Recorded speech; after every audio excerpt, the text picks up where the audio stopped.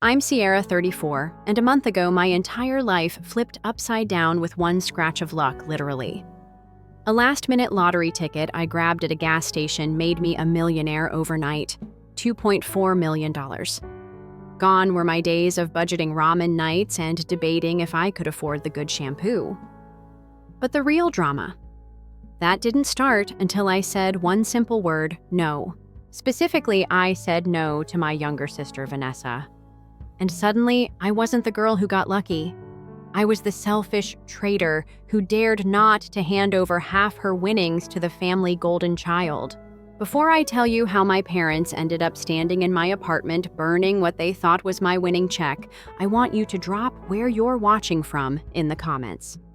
Subscribe if you like stories that make you yell at the screen. Because this one, oh, it's wild. Let's rewind. I grew up in a decent middle-class suburb in Indiana. We weren't poor, but we have enough, but don't ask for extras kind of stable. And even from age 6, I knew I was never the favorite. Vanessa, born with a head full of curls and a flair for dramatic entrances, was their pride and joy from day one. She got ballet recitals and birthday bashes. I got Sorry Sierra maybe next year. They displayed her crayon drawings in gold frames. I once brought home a math competition medal and was told, "Don't brag, sweetheart." I didn't hate my parents. They weren't cruel. They kept food on the table and the lights on. But the emotional imbalance constant. And over time, it chipped away at something in me I couldn't name until years later. While Vanessa cycled through dance, theater, art, and briefly astrology school, yes, that happened, I worked part-time jobs to pay for my AP test fees. When she dropped out of college to discover her truth, my parents bankrolled her European tour. Meanwhile, I finished college with honors and $70K in student debt. By 34, I had a steady, underpaid job as a brand manager for a dental products company. I rented a one-bedroom apartment with creaky floors and had $800 in my savings on a good month. I was surviving, not thriving, but proud of the quiet life I built. Then came the Tuesday that changed everything. It was raining. My gas tank was flirting with empty. I stopped at a Shell station cranky from a meeting where my ideas were ignored again. As I fumbled with my debit card, the cashier joked, "Might as well buy a lottery ticket. Maybe the universe owes you one." I laughed, then bought one. That night, I heated leftover stir-fry and flipped channels absent-mindedly until the lottery numbers flashed across the screen. I pulled the ticket from my purse, expecting nothing. First number matched. Weird. Second matched. My heart stuttered. By the 5th number, I was standing. When the 6th hit, I dropped the ticket and said out loud, "This is a joke. This is a prank, right?" I called my best friend Kayla, shaking. "You need to come over. Like now. Emergency." She arrived in sweats and panic. When I showed her the ticket, she screamed so loud my upstairs neighbor banged the floor. We triple-checked the numbers. It was real. 2.4 million. I barely slept that night. My brain spun with what-ifs and oh my gods. Kayla and I made a list: pay off debt, maybe buy a house, invest, help a few causes, travel. But I kept the win private, just as the lottery rep would later advise when I visited the office to verify everything. I chose the lump sum payout, which after taxes came out to about $35 million, still surreal. The real check would be processed electronically. But they handed me one of those oversized novelty checks for the photos, and that's when the first mistake happened.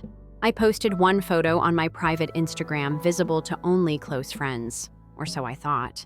Turns out one of those close friends was also a talker. By that weekend, my parents called and invited me for Sunday dinner just to catch up. I should have known better. Dinner was awkward from the start. Vanessa arrived fashionably late in a new jumpsuit. My mom was humming. My dad kept watching me like he was sizing me up. I knew they knew. Halfway through chicken and mashed potatoes, I decided to rip the Band-Aid. "I won the lottery," I said, steady as I could. 2.4 million. Forks dropped. My mom gasped. My dad nodded slowly, then said, "Well, you know what we always say. Family shares fortune." I laughed nervously. "Well, I haven't even gotten the money yet, and I've already spoken to a financial advisor." That's when Vanessa jumped in. "You're not seriously thinking about keeping it all to yourself, are you?" My jaw clenched. It's not about keeping it all. I'm thinking about my future. Right? But I have this business idea. I cut her off, the crystal bracelet thing. It's an e-commerce wellness brand, actually, she snapped. I felt the air shift. My dad crossed his arms. Sierra, your sister needs help. She's trying to build something. And I've been trying to build something for the last decade, I said. Alone. My mom blinked. Don't be dramatic. And there it was, again. The rest of the dinner dissolved into thinly veiled pressure and guilt. You wouldn't have this money if not for how we raised you, my father said. Your sister has always supported you. Vanessa added, if I'd won, I would have split it with you. I didn't bother reminding her of the $8,000 our grandma left her, which she used for a luxury retreat in Bali. I left that night exhausted, not from the money, but from the realization that the people I thought might be happy for me weren't. But nothing, and I mean nothing, prepared me for what happened next. After the dinner disaster, I went home and poured myself a drink, something I rarely did. Kayla called as I was halfway through it. How'd it go? She asked. They brought up Vanessa's failed bracelet business before dessert, I said flatly. Of course they did, she sighed. Let me guess. They used the word selfish at least once. Twice, actually. Plus, we raised you better. I wanted to laugh, but my throat was tight. What was supposed to be a celebration had turned into a performance review, and I failed. The next morning, my mom called before I even made it out of bed. No good morning, no how are you feeling? Just Sierra, your father, and I have been thinking. We'd like to sit down this week and create a financial game plan for the family. I bit the inside of my cheek. Mom, this isn't a family business. I won the lottery. It's not a company with shareholders. But we're your family. We're not asking for all of it, just enough to help Vanessa get on her feet. That's what you'd want too, right? I hung up before I said something unforgivable. By noon, I'd received texts from both of them and a long message from Vanessa, complete with a breakdown of her business debt proposed budget and a Pinterest board of her dream boutique. I stared at the phone in disbelief. The entitlement wasn't even subtle anymore. I didn't reply. Instead, I called my financial advisor and asked for an emergency session. That evening, I sat across from Ms. Lockhart in her cozy, understated office. You were right, I told her. They've started circling. She didn't flinch. That's why we put everything in writing and moved the funds under limited access security. No one can touch your accounts without your presence and biometric ID.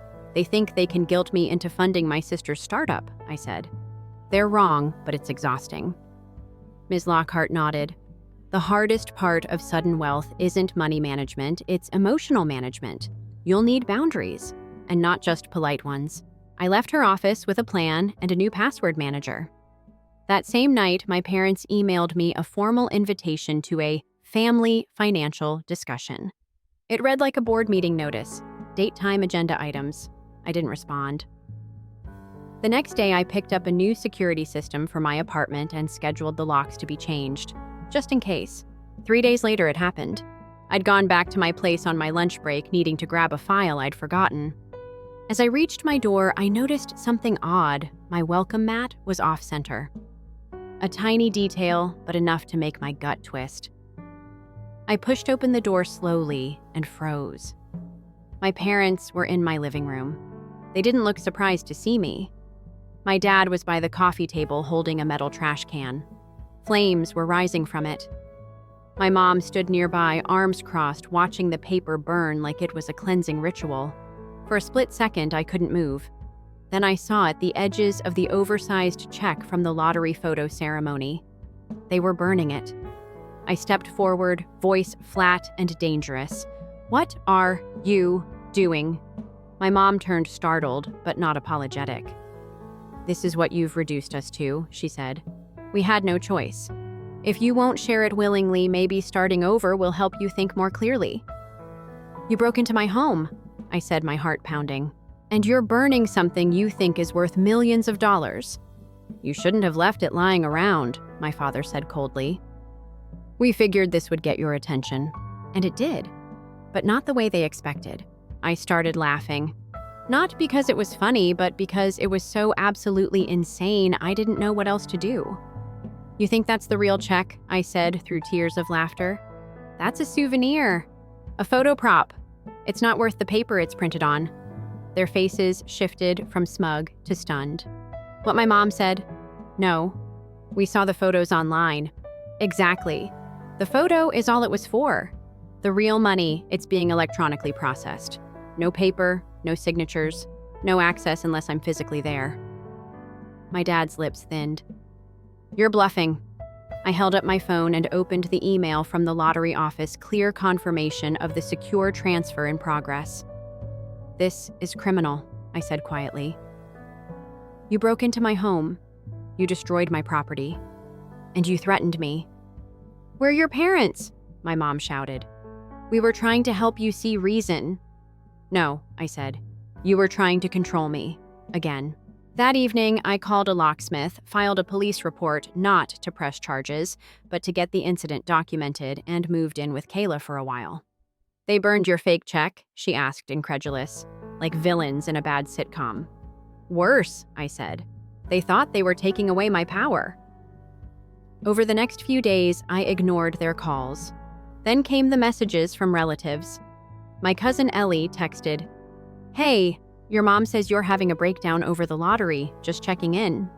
I didn't reply. I didn't need to. They were rewriting the story already, painting me as ungrateful, unstable, vindictive.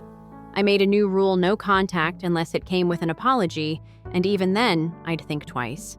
The funds finally hit my account 10 days later. I opened the email in Kayla's kitchen while we were making grilled cheese. "It's in," I said, barely above a whisper. "It's real." She grabbed the wine and popped the cork with one hand. "To freedom," she said, raising her glass. I smiled. "To boundaries." That night, I lay awake in the guest room, not overwhelmed by numbers, but by the simple fact that I didn't owe anyone a damn thing. For once in my life, I wasn't surviving. I was in control. And no one, especially not my family, was going to take that away. In the days that followed, I began to understand that money doesn't change you. It reveals what's been hidden under layers of survival. I wasn't becoming someone new. I was finally becoming someone free. With the funds officially in my account, I moved fast.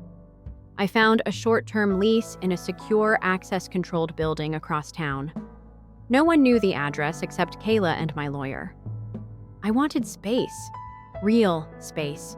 Not just physical, but mental, emotional, quiet. Packing my things felt less like moving and more like shedding. Every box I filled reminded me of years I'd spent making myself small. Always polite, always accommodating, always apologizing. I wasn't going to apologize anymore. On moving day, I watched the movers load the last box and felt lighter than I had in a decade. My old apartment had good memories, sure, but it also held the ghost of who I used to be, the version of me who believed my worth was tied to my usefulness. As I stood in my new apartment, a sleek, light-filled space with real hardwood floors and a kitchen I didn't have to share with roaches, I realized something quietly powerful. I'd never lived anywhere that felt like it belonged to me. Not even my childhood room. This place did. I bought furniture that I loved. Not the cheapest option, not whatever was on clearance. Things that made me feel calm, cozy, seen. A plush gray couch, a real wooden desk, plants, even though I wasn't confident I'd keep them alive. It wasn't luxury. It was peace. I'd also taken steps to legally protect myself. Ms. Lockhart had referred me to a lawyer, Elena Torres, who specialized in financial abuse and boundary enforcement. When I told her what happened, she didn't blink. "You'd be surprised how many families implode over money," she said. "But what yours did, that's not just entitlement, that's escalation." I wasn't ready to press charges, but I wanted options. Elena helped me file a formal cease and desist just in case my parents decided to get creative again. It wasn't aggressive, it was protection. Meanwhile, my phone stayed mostly silent. No new texts from my parents. Vanessa had gone quiet too, though I noticed she'd unfollowed me on every platform. A small, stupid pang hit my chest, but it passed. She was never really following me anyway. She was watching. I took time off work, personal leave approved without drama, and spent the first full week in my new place doing almost nothing. I read, I slept in, I watched bad documentaries, and finally learned how to make French press coffee. Kayla came over often, always bringing something ridiculous like an empowerment candle or a custom not your ATM mug. "This is your soft launch era," she declared one night over wine. Soft life, hard boundaries. I laughed, but she was right. I wasn't just hiding, I was rebuilding. On the 10th night, something unexpected happened. I got a call from my Aunt Marlene. She's my mom's older sister and the only relative who ever treated me like more than a background character. I hesitated, but picked up. "Hi, honey," she said softly. "I'm not calling to lecture or ask for anything. I heard what happened, the real story." I didn't say anything. Just let her fill the silence. "Your mom's been calling everyone trying to make it sound like you've lost your mind. But I knew better. I knew there had to be more. Then Ellie told me what your parents really did." "Sierra, I'm so sorry." Something cracked in me. Not enough to fall apart, but enough to feel. "Thank you," I said, voice thin. I didn't want to believe it either. "You don't owe them your peace just because they share your DNA," she said. "You deserve a life that doesn't revolve around making everyone else comfortable." After that call, I cried. For the first time since everything exploded, I let the tears come. Not because I was weak, because I was finally safe enough to feel it. By the second week, I'd started planning. Not revenge, not retaliation, a future. I met again with Ms. Lockhart to review long-term financial plans. We outlined investments, savings, charitable giving. I didn't want to become a shut-in with money. I wanted a life with purpose. I paid off my student loans in one quiet click. The debt that had loomed over me for more than a decade vanished like smoke. Then I donated anonymously to a women's shelter near my old neighborhood. It felt like planting seeds in soil I used to walk over without noticing. Around that time, Vanessa finally reached out. A long, dramatic email. It started with, "I hope you're finding peace," and spiraled into a 3-page essay about how betrayed she felt, how alone she was, how cruel I'd become. She said I was punishing her for being loved more. She said I could fix everything with just one generous gesture. I stared at the screen numb. Then I deleted the message. No reply, no explanation, just gone. A week later, my parents sent a letter. Handwritten, no apology, just a carefully phrased guilt trip about how family ties shouldn't be broken over money. They wanted to rebuild. I folded it up, slid it into a drawer, and lit a candle. That's the closest they'd get to a response. Instead of wasting energy on them, I kept building. I signed up for a woodworking class, something I'd always wanted to try but never had time or money for. I turned out to be terrible at it, but I didn't care. It felt good to use my hands for something that didn't require approval. I also started volunteering with a nonprofit focused on financial literacy for young women.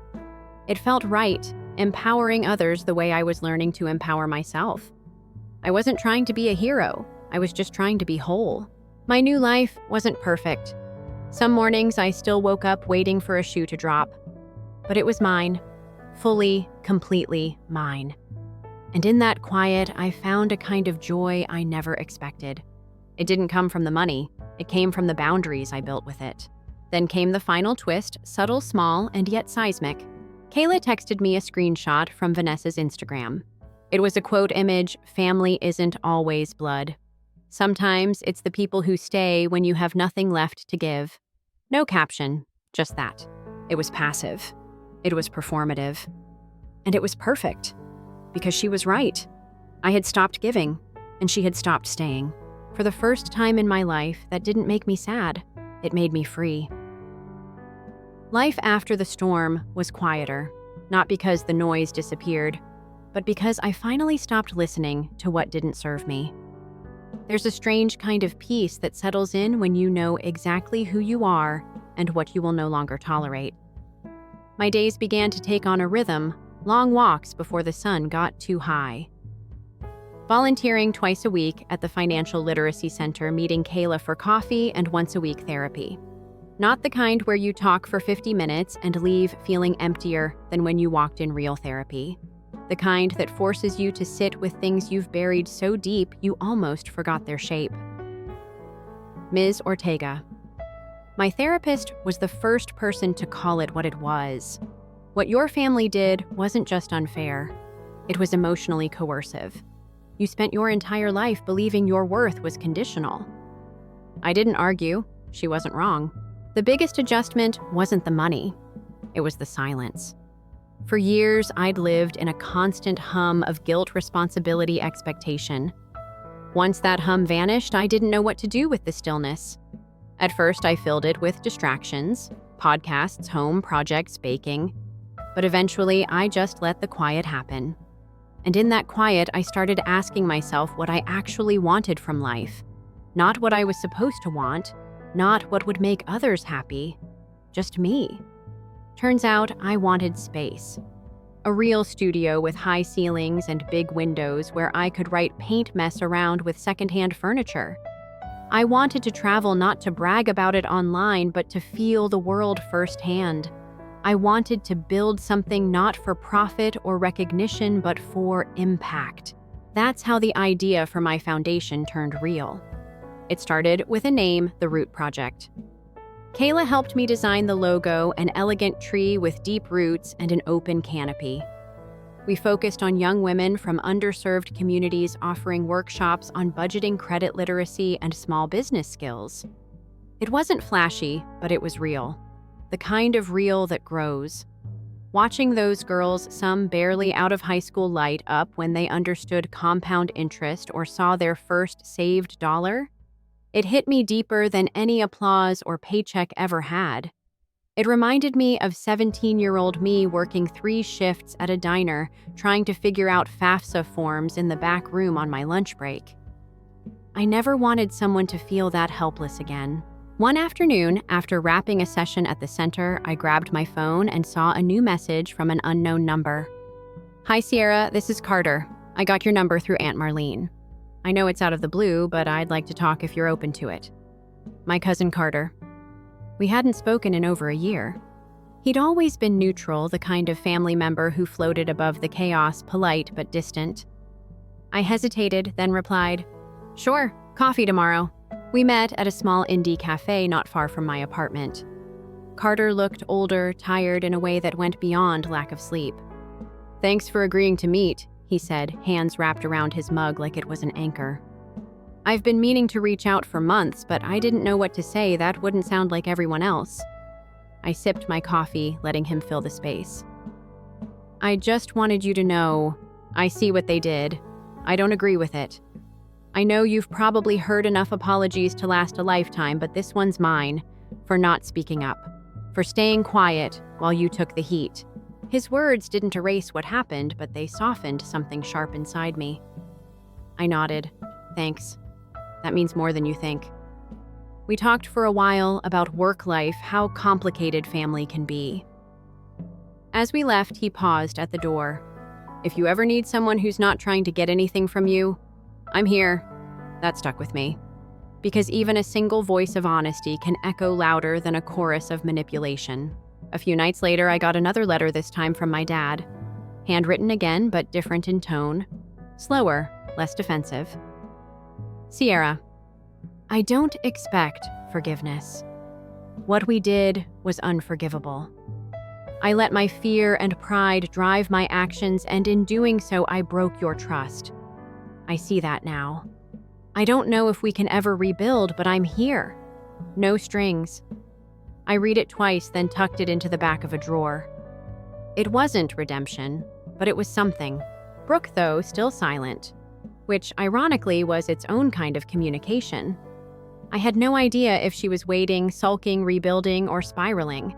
I didn't chase the answer. Not anymore. Instead, I kept building my own life. I joined a hiking group, traveled to Canada for a financial conference, and even reconnected with a college friend who invited me to a low-key retreat for women entrepreneurs. There, I met people who didn't know my family, my past, or my bank balance. Just me. And for the first time, that was enough. Then came a surprise. I was at home prepping a new workshop curriculum when I got an email from the community college I'd partnered with. They wanted to expand our financial literacy program statewide and asked if I'd be interested in being a keynote speaker at their annual education summit. I stared at the message blinking. Me on stage. I wasn't a public speaker, but then I thought about those girls, the ones who needed someone who looked like them, sounded like them, to tell them they weren't crazy for wanting more. I hit reply. Yes, I'd be honored. The night before the summit, I stood in front of my mirror rehearsing my opening lines. My stomach twisted with nerves.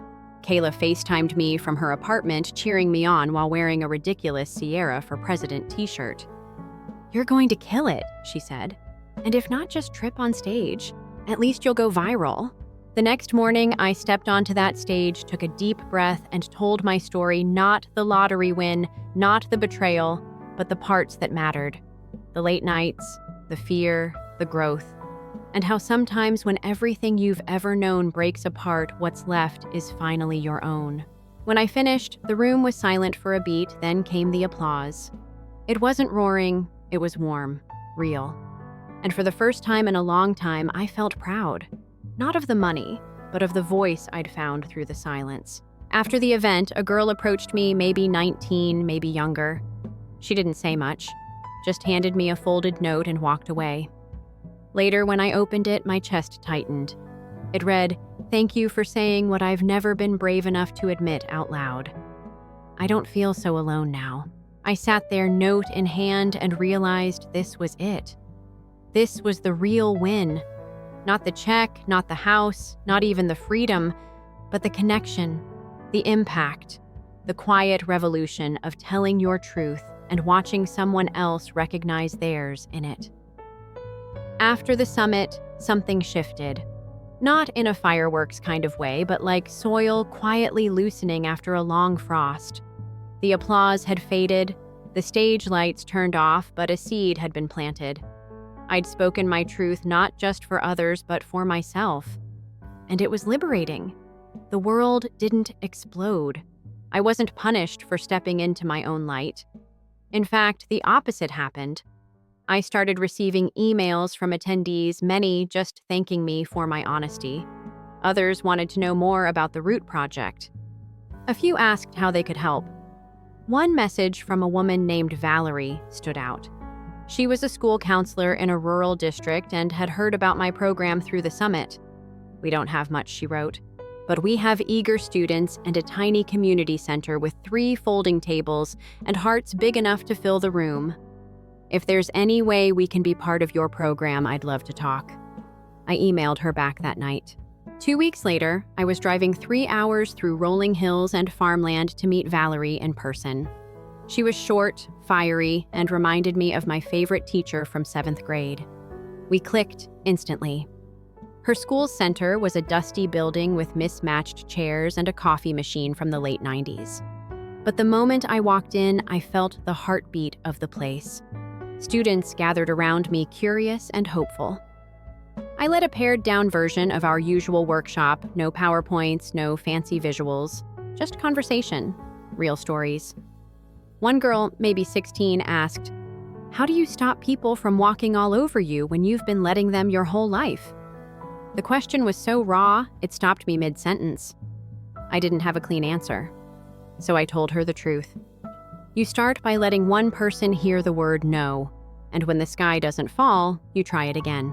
Driving back that night, I thought about how far I'd come from the woman crying in her apartment over a check. That pain had cracked me open, but it also gave me purpose. It made me see that empowerment doesn't need a big stage or a big bank account. It just needs truth told in the right room. Back home, my life continued its steady rhythm, but I felt more grounded in it now. My studio space had transformed into a haven. The light hit just right in the afternoons. I painted sometimes abstracts, mostly not for sale, just expression, and I started writing again. Not about my family, not yet, but about the lessons money had taught me. I called it The Quiet Wealth, a series of essays on self-worth, freedom, and boundaries. I didn't know if anyone would read them.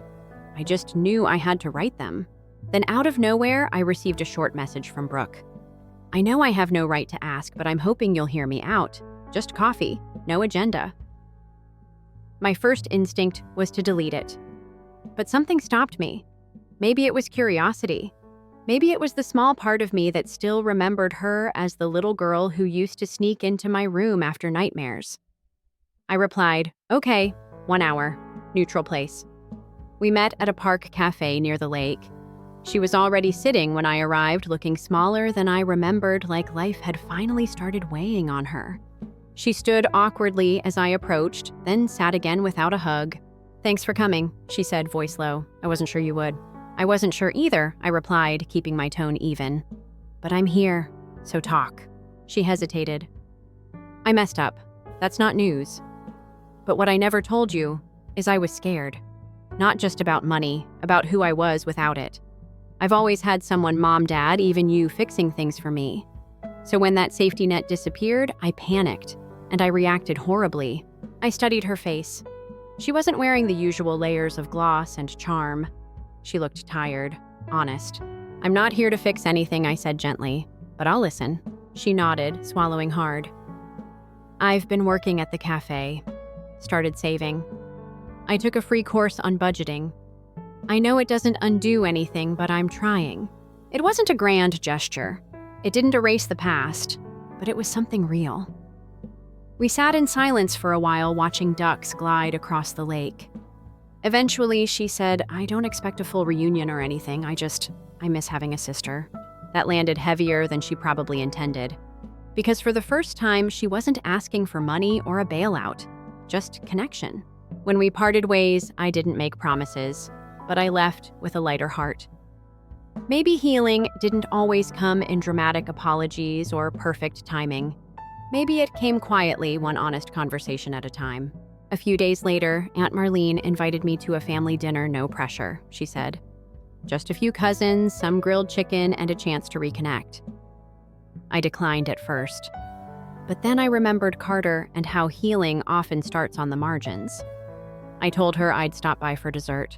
That Sunday, I walked into her backyard and was greeted with cautious smiles.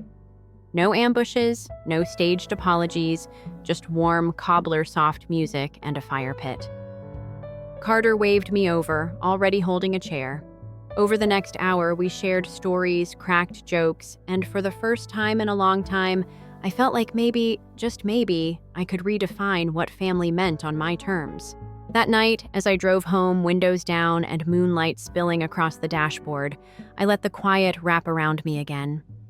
But it didn't feel empty anymore. It felt earned. Weeks turned into months, and life as it tends to found its rhythm again. But something about me had changed for good. Not just the bank balance or the address or even the lack of familiar names lighting up my phone. It was subtler than that. I started walking through the world differently, more rooted, more deliberate, like someone who finally knew what they would no longer tolerate. I wasn't angry anymore. Not bitter either, just free. My mornings began quietly. Coffee on the patio, bird song as background music. I'd journal, sometimes sketch, then dive into my foundation's work. The Root Project had grown organically like a tree fed by real stories and real stakes. Valerie's Center became a model for other rural outreach efforts. We launched a scholarship fund for first-gen college students. Our videos on budgeting and boundaries started trending on social media. It wasn't fame, I didn't want that, but it felt like impact. Purpose, something meaningful built from the ashes of betrayal. And then one morning the call came. Unknown number. I almost let it go to voicemail, but something told me to pick up. "Is this Sierra Langston?" the voice asked. "It is. This is Thomas Weber, senior editor at Resonance.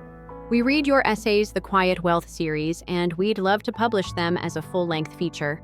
Maybe even explore a book deal. Are you open to a conversation?"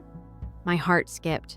Resonance was known for sharp emotional storytelling, the kind that didn't just inform, it moved. I'd admired their work for years. "Yes," I said slowly, "I'm open." That conversation marked the start of something new. I wasn't just telling my story anymore. I was shaping it for others to walk through, sharing not to vent, but to guide, to show how we reclaim ourselves after family fear and expectations try to mold us into someone smaller. Rachel and I celebrated the publishing deal with a trip to New Zealand's South Island. We hiked glaciers, soaked in hot springs, and watched stars spill across the sky like spilled sugar. On one particularly clear night, she turned to me and said, "You know you're not the same woman who cried over her parents' betrayal." I laughed, not because it was funny, but because it was so true. I know, and I don't think I'd go back to being her even if it meant avoiding all the pain. Exactly, Rachel nodded. Growth costs. But you paid, and now look where you are. On the flight home, I drafted the outline for the book. It would be about more than my lottery win. It would be about boundaries, self-worth, and how silence can sometimes be louder than any scream. Back in the States, I kept things simple. My house stayed modest, my spending never flashy. What I valued most was time. Time to think, to write, to build something real. And in those quiet moments, I started thinking about reconciliation, not the dramatic kind, but the slow, careful reknitting of ties that had frayed nearly beyond repair. Brooke and I had continued our coffee check-ins. She never asked for money again. She talked about customers, her new manager duties, the therapy she was trying. I listened, gave space, and one day I surprised even myself by inviting her to visit my home. She arrived with flowers and a pie she'd baked herself. I watched the YouTube videos, she said sheepishly as I took the pie. Turns out, budgeting isn't the enemy. We laughed, and it was easy, natural, the kind of ease you can only get when there's no more pretending. Over dinner, she admitted something that stuck with me. For years, I thought being loved meant being rescued. But I've learned the hard way, being loved also means being held accountable. That was the most honest thing I'd ever heard her say. And in that moment, I realized we weren't trying to rebuild what we'd lost. We were building something new, healthier, wiser. As for my parents, they remained distant. The occasional email, short and polite, but never quite touching the truth. And maybe that was for the best. Not every story needs a full circle reunion. Some just need closure in the form of peace. The book was published in the spring, titled The Quiet Wealth: How I Learned to Choose Myself. It hit a nerve, not because it was about a lottery win, but because so many people saw themselves in the small betrayals, the heavy expectations, the silence. My inbox flooded with stories from readers, women in particular, who'd drawn boundaries, left toxic relationships, or finally said no after decades of saying yes. I read every message. Each one reminded me that the most powerful revenge isn't loud or dramatic. It's living well, with integrity, on your own terms. On the anniversary of the day I won the lottery, I threw a small dinner. Rachel came, of course. So did Aunt Marlene, Carter, Valerie, and even Brooke. We toasted not the money, but what it gave me permission to do: start over, choose peace, find purpose. When the night wound down and everyone had gone, I stood alone in the kitchen. The dishes could wait. I walked out to the porch and looked up at the stars. A soft breeze wrapped around me, warm and steady. I thought about the woman I used to be, the one who used to beg to be seen, who twisted herself to earn crumbs of affection. She was gone now, and in her place stood someone whole. If you've ever doubted your worth or feared what would happen if you finally said no, hear me now. The sky won't fall, the world won't end, but your life. That's where the magic begins. Thank you for following my story. If it moved, you share it. And remember, the biggest twist isn't always the betrayal. Sometimes it's the moment you choose to stop shrinking. The moment you realize you were never meant to play small. Story 2. I was rejected by my family since I chose to purchase a van home rather than contribute to my brother's master's degree. Do not identify as our daughter. According to my mother, my brother arrived at my vehicle 3 days later. I was rendered stunned by what transpired next. I was forced to phone the police. Hello, this is Helena. Up until last week, I considered myself to be a competent adult at the age of 24. The ceiling fan in my 300-square-foot studio produces that menacing clicking sound you hear in horror movies just before the electricity goes out. I hardly ever sleep since I work full-time as a billing assistant and study web design part-time at night. However, I had a strategy. A modest, low-key strategy devoid of confetti or balloons. All I have is a slow-burning ambition of leaving my expensive renting and eventually owning something that was rightfully mine. For 3 years in a row, I had saved $19,000 and earned $19,000 by avoiding pleasant activities, cutting coupons, and foregoing vacations. My parents were aware of it. Roger, my older brother, did the same. It was Sunday supper, as usual that evening. Something from the freezer that looked like it had lost a battle was warmed by Dad. Mom uncorked her second Riesling bottle, as he explained that true leadership starts in middle management. Roger was already 2 drinks deep, as if it were divinely inspired wisdom. I sat silently, mentally practicing the sentence. I purchased a vehicle. I purchased a vehicle. I purchased a vehicle. When Dad finally inquired, "What's new with you then?" I inhaled deeply and proceeded. Yes, I did purchase anything. Mom looked up. "A van, huh?" The hush was sudden and abrupt. Roger's eyebrows went up. "For example, when camping, none to occupy." Dad scowled. "What was the amount you spent?" I said. 19 grand, nearly all of my funds. Mom did laugh. "You're kidding." "I'm not. I had been searching for some time. It's in fair condition. I'm going to convert it." Roger blinked. He was homeless for $19,000. "It isn't." I caught myself. "That isn't it. All I have to do is save money on rent till I graduate." Dad scowled. "And you did this without first speaking to us." "I own the money." Mom reclined in her seat. "We believed you were putting money down for something worthwhile." I gave a shrug. "This is true." Roger's head was already wobbling. "And now I'm trying to save money for graduate school. You had the opportunity to assist. You purchased a rust bucket instead. I was unaware that I was obligated by law to sponsor your CV." "He doesn't mean that." Mom cut in. "We've always been there for one another. Families operate in this manner." "Funny," I remarked. "It didn't go both ways as I recall." "Don't begin." Dad forewarned. I simply sat there and swallowed it instead. Roger gave a sound that sounded like laughter. "Look, you could have just said that you did not want to be on the squad." I don't believe that living on the cheap is a personal betrayal. Mom yelled, "You didn't just make a bad financial choice." We all looked silly because of you. I was really taken aback by that one. Really. Really.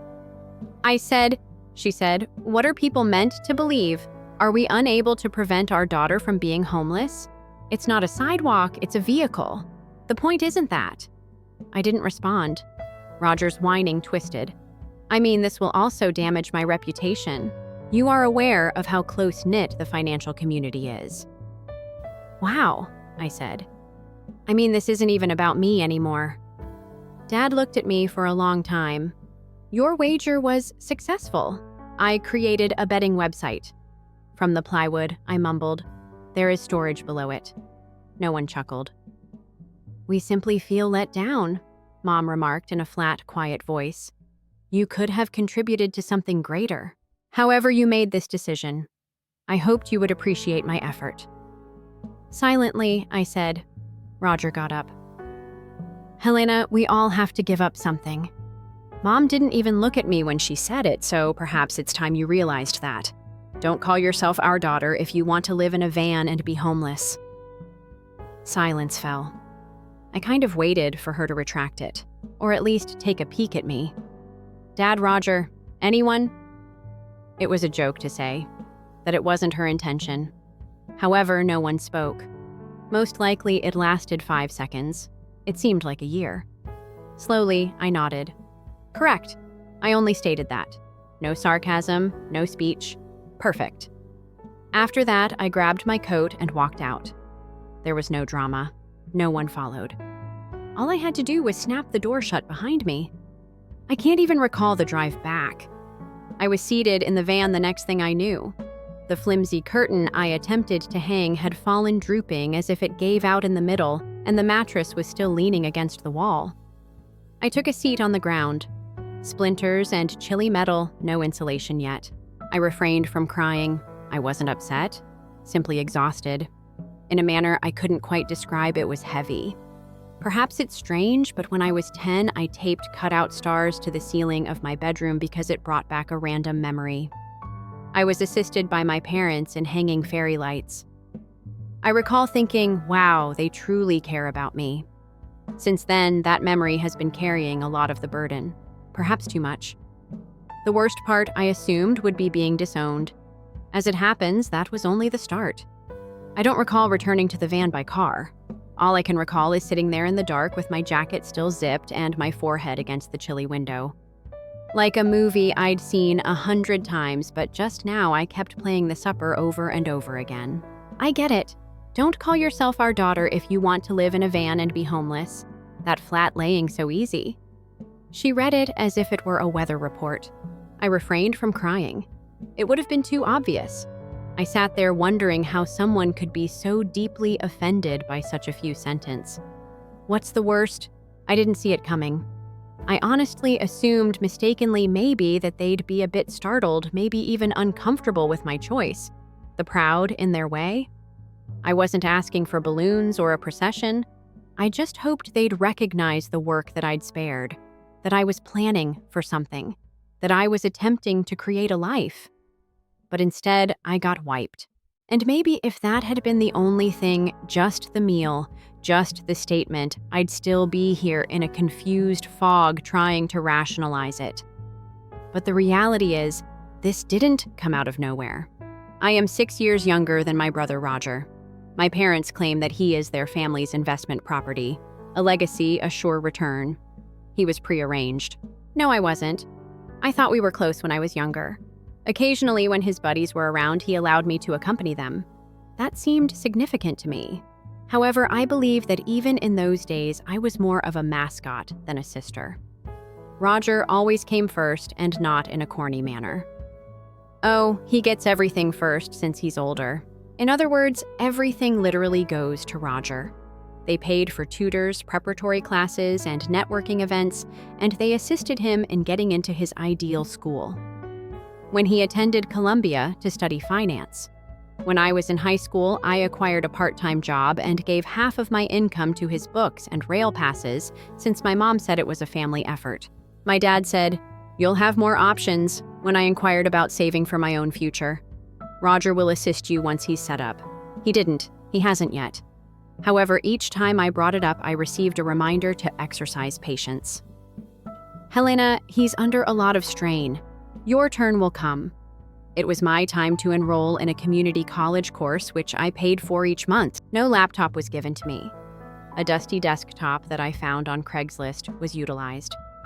My mother told me it was horrible timing when I asked if they would assist me with my tuition, even if it was only a little. Roger just received a down payment from us. As if there had been a weather delay, she remarked, "We will get back to you." All my life, it has been the trend. They presented it all as a group decision, a shared pot. If we all pitch in now, Roger can prosper. Later on, we all gain from it, but eventually turned into a ghost, a term that keeps me silent. I was convinced for years, which is what kills me. I thought I was benefiting from aiding him, that we worked as a group, that if I simply continued to work, smile, and bear the burden. After a while, they turn around and state, "Hey, Helena, now is your turn." They didn't. They didn't assist me with moving boxes when I moved into my little studio. They did not contribute to the deposit. When my mother saw it, she genuinely scowled and remarked, "Well, you chose this." Indeed, I did, as there was no other option available to me. The hand-me-downs weren't even given to me. Roger relocated to a posh apartment with a gym. Dad sent me a passive-aggressive text suggesting that furnishing your own area adds individuality, and I took the folding chair from our garage. It's crazy how long I continued to hope what that small voice was saying. Perhaps they will change their minds. At first, you aren't even aware of it, but it keeps you vulnerable and causes you to doubt yourself. And that tenderness, they put it to use. Every group text, every family meal, some variation of "we're all in this together" was always present. I was never in it, though. I was in orbit around it. For a while, I believed that I was the quiet one, the trustworthy one, and the one who didn't want for anything. However, I now believe that I just learned how to occupy less space. It's similar to that one memory I never let go of. I made these paper stars when I was 10 years old and used them to decorate my room. In fact, my dad helped me tape them up when he passed by. My mother plugged in the string lights she brought in. For a moment, we all sat there and it felt cozy and appropriate. I clung to that as evidence. They do love me, you see. They were helpful to me. They noticed me. I'm not so sure now, though. Perhaps I have been misremembering it, or perhaps I filled in the blanks because I really wanted to. Perhaps they assisted out of duty or boredom, or because I was the only way they could release their energy that day and Roger wasn't home. I kept thinking that perhaps they would recall that moment when I told them about the van. They could lend a hand once more, or at least be happy. Rather, they referred to it as a shame error and an embarrassment. And when Mom claimed I wasn't their daughter anymore, I guess some part of me, some childish part, hoped for someone to say she didn't mean it, for someone to take it back. They didn't. So here I am in a car that still smells like packing foam, and hope attempting to detangle a family that only ever saw me when it was convenient. The toughest thing about understanding you were never the favorite isn't the unfairness. It's the loneliness. You start doubting every embrace, every smile, every good phrase. Was it genuine or just part of the script to keep you useful? To keep you involved in someone else's climb? Sometimes I catch myself still expecting they'll call that someone would admit we were incorrect. We see you now, but ultimately I simply want serenity. A peaceful area of the earth that is exclusively mine. Not borrowed, not given a job, not given up for the aspirations of others. The van is just that. Not a revolt, not an emergency. It was just a little obstinate act of creating something for myself. Something that doesn't require my explanation. Something for which I need no apology. Something I own. And it's more than they ever offered me, even if it's only 4 wheels and a wooden bed frame at the moment. That night, I didn't abandon my family. They released me. They'll never acknowledge that aspect. Thursday began strangely quiet. It's like the eye of a hurricane, the type of serenity you can't trust. Or the moment you start telling yourself you forgot to attach the file 15 minutes after turning in your final assignment. Someone knocked on the rear door of the van when I was in the middle of scraping dry caulk off a window frame. There was no need for me to look. Nobody else knocks as though they're due money. He was there when I slid the door open. Roger? The jacket was good crisp and buttoned down. The face was a mix of smug certainty and sorrow. "Hey, do you have a moment?" he said. I should have declined, but I chose not to. I moved out of the way. He surveyed the area as though he were walking into a museum display. "Whoa, you've been rather busy." I didn't answer. He gestured toward the little bench I had made out of foam and leftover wood. "May I take a seat?" I gave a shrug. He took a seat. I remained upright. "Mom's words have been on my mind." He began to discuss disowning you. That was severe. I arched an eyebrow. That's all. He let out a sigh. "All right, everything went out of control. You've always been the one we could rely on, even though I know I've asked for a lot over the years." Once more that word, count. He answered hastily, "I came to ask for nothing. I wanted to let you know that you were correct to take care of yourself. And this." He pointed to the van. "Although it's different, it's intelligent. No rent, minimalist. It's kind of awesome. I wanted to buy it, but I didn't." I accepted his offer to assist in completing the installation of the second curtain rod. "Like that one time we helped you decorate your room," he said, and I grinned foolish me.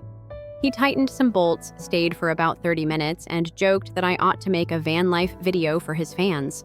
After checking the time, I announced that I had to head out for my shift. I could remain. He extended an offer. "The instructions are taped up in your possession. I'll complete the shelf you began." My stomach churned, but I wanted to think it was true. I gave the keys to him. "When you're done, lock up." He seemed to mean it when he nodded.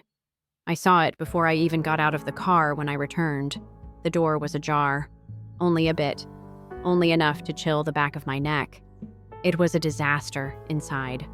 Not the sort of mess that results from being clumsy. No.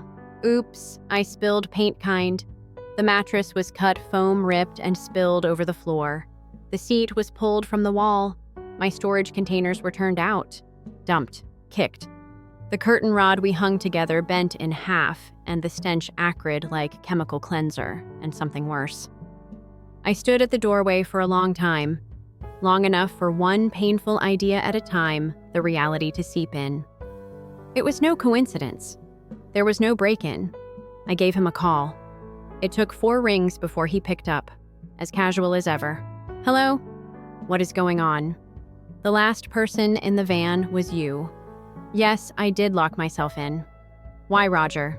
Everything has been destroyed." Another silence followed by harsh, low laughing. "Oh, that. Come on, Helena, please. Did you really believe that I was on board with this circus you stated? To get your permission, I stated what you needed to hear. I was unable to talk." "You ought to give me thanks," he continued. "I did you a favor, really. Do you believe that living in a van gives you an air of independence? You appear unsteady as a result." I tightened my jaw. "My house was ruined by you." "That was not a house. It was an impending publicity catastrophe. You make us all seem like garbage, and you live in that monstrosity. What happens if someone from my company learns, or a customer of Mom's?" I tried not to scream as I closed my eyes. "Look," he responded. "I understand this was what you wanted to prove. It was humiliating. You ought to be happy that I intervened before you destroyed your own life." He hung up after that. Holding the phone as if it might apologize, I stood there for a whole minute. He didn't. The wind shaking the bent paneling in my breath was the only sound, quick and shallow. I don't recall tidying up. Flashes only. I was trying not to cry when I discovered my web design textbook soaked through tearing open trash bags and removing wet insulation from corners. I did not give my parents a call. Why would it matter? They wouldn't accept my story. They would, or worse, they would also concur with him. I did, however, launch my web browser. That's when I realized something Roger was unaware of. I parked the van in the same lot beneath the same light post each night, the old municipal building next to it. The security camera-equipped one. Not to be safe, not at all. I simply didn't want to risk anything. I had what I needed in an instant. Obtaining the video wasn't difficult. It turns out that the municipal office clerk doesn't ask many follow-up questions when you tell them that your brother destroyed your van and that you have a timestamp and a security post badge number. I completed a form. After a whole day of waiting, it finally appeared. Roger enters, stays for almost an hour, and then leaves like a man who just finished putting out the garbage in this grainy, high-angle video. The rubbish, however, was my life. That next day, I took the video to the police. The cop who was viewing the footage remained silent. Roger just jotted down some notes and nodded at the places where he yanked down the improvised shelf and kicked down one of the cabinet doors. I was really proud of it. Vandalism. He stated that may be criminal mischief. Do you wish to file charges? I blinked. Is it possible not to? He gave a little smirk. Some individuals dislike bringing charges against their relatives. I gazed at the display. Roger walked on my string lights as if they were a personal slight. I believe he relinquished that title. Documents were submitted. The case was opened. At that point, the actual circus began. My parents didn't find out for approximately 48 hours. My mom texted me, "Call me now, family," after calling me 11 times in a row, so I knew. The final word was capitalized as if it were a hostage scenario. She phoned me again when I didn't answer. At last, I answered call 13. Her voice sounded angry and piercing. "How could you harm your brother in this way?" I chuckled, not a true laugh. When you're at a loss for things to digest, one of those silent, empty ones sneaks out. My vehicle was smashed by him. "He ruined my house," I replied. "Helena, you live in a van. For it, you disown me." "Do you recall?" He disregarded that. "Your urgent charges. Are you aware of the potential consequences for his future? He's already on leave while they look into it as far as I know. A criminal record is given to him. Therefore, he ought not to have damaged someone's property." Calmly, I said, "There are repercussions for actions. I assumed you all enjoyed giving classes." That was not warmly received. Then Dad called. Then Roger himself, who somehow managed to play the victim and attack me in the same sentence in a 3-minute voicemail. Something about how I set him up, how I deceived him, how a pile of wood on wheels was destroying his future because of me. I didn't answer, not to any of them. The emails then arrived. Suddenly, family members I hadn't spoken to in years had strong opinions and seemed to be pursuing legal action against your brother for calling you unstable before destroying you. Your house is too far away. Blood really is thicker than justice, according to one email. I wasn't sure if I should frame it or laugh. 2 weeks later, the hearing took place. Roger arrived wearing a suit that was probably more expensive than anything I had saved. He never gave me a glance. Simply looked straight ahead as if my presence would tarnish his resume. It didn't take long for the judge. The video was unambiguous. The destruction was widespread. He was mandated to make amends. It costs $18,750 overall. Additionally, because this was not his first outburst of entitlement, it appears that there was an incident at work where HR had been buried. He was put on probation. After a week, my aunt sent me a message that she had heard from others. Roger had discreetly withdrawn his admission. According to her, they are unable to accept students who are on probation or have ongoing charges. He's inconsolable. I didn't answer. I simply gazed at the text. It was finished. The van has vanished. He gave it up for the future. Also gone. I purchased a new vehicle with the reparation funds, one with a functional heater, proper cabinets, and insulation. I came into a mechanic who had previously made furniture, and we created a small 4-wheeled bit of tranquility together. I had completed my web design certificate by the time the seasons changed. I accepted a position with a little organization that didn't care where I resided as long as I had access to Wi-Fi. I parked the van on the edge of a peaceful field with weed-like wildflowers and an apologetic sunrise coming in through the rear window. I discovered others who were similar to me, people who are quiet, those who didn't conform to the norm, those who required breathing room. Some lived in vehicles while others lived in modest homes. They all had tales to tell. We passed a dented thermos of cocoa around a fire one evening, and I told mine without crying. I didn't have to. Though not frequently, I did occasionally think about my family around the holidays. I nearly texted Roger to find out what job he ended up with after hearing a tune my mom used to hum while cleaning the dishes. 3 years later, my home is still a van. Not for long, but a lot better one. I was able to save sufficient funds for a down payment on a real home. Not big, not ostentatious, but mine. I couldn't have done it if I had continued to rent while awaiting permission. That was never going to happen. I'm moving in next month. My parents are no longer in contact with me. I know they're still informing folks, but not explicitly. I lost contact with the outside world as though I were in the woods barefoot and with a malfunctioning compass. As far as I know, Roger is still employed, not in the financial industry, something forgettable and contract-based. He sought to start again after losing the condo and downsizing. I genuinely hope that aspect works out for him. We haven't talked, though, nor do I believe we ever will. That's what occurred anyhow. He's come this far. I appreciate you listening. Really, I'm not sure. Maybe I went too far. Maybe not far enough. Tell me, please. Drop a remark. And if you appreciate articles like these, press subscribe.